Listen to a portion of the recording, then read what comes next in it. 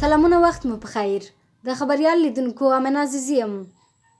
په استرالیا کې افغانه کډواله د ښکلا ملکې تاج ته نومانده شوې. په استرالیا کې د لومړي ځل لپاره افغانه کډواله تهمینه جعفري د دې هېواد د ښکلا ملکې تاج ته نومانده شوې. د تهمینې جعفري په شمول د هېواد په کچه خورا مشهورې ښځې د سږ کال د ښکلا ملکې د تاج ترلاسه کولو په موخه نوماندې شوي دي. د خورا مشهورو ښځو په منځ کې به افغاني کډوالې ته د ښکلا ملکې د تاج ګټل ستونزمن وي، خو ممکن په دې نوملړ کې ښه جایزه وګټي. بل لور بیا افغاني کډوالې تهمینې جعفري په خواله رسنیو ویلي چې د دغه تاج ترلاسه کولو لپاره به له کوم خنډ سره مخ نشي، خو بیا هم کولی شي چې په دې نوملړ کې ښه مقام وګټي.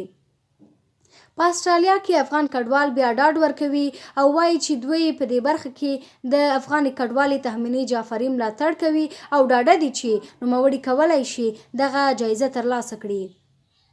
تهمینه جعفري هغه افغان کډواله ده چې په 2010 کال کې استرالیا هېواد ته د زده کړو لپاره تللې او اوس مهال هم په استرالیا کې په یوه معتبر پوهنتون کې لوړې زده کړې کوي. تهمینه جعفري په استرالیا کې د افغان کډوالو ترمنځ د ښکلا ملکې په نوم مشهوره ده. لا ډېر نور معلومات د خبریال په بېلابېلو پتو وڅارئ.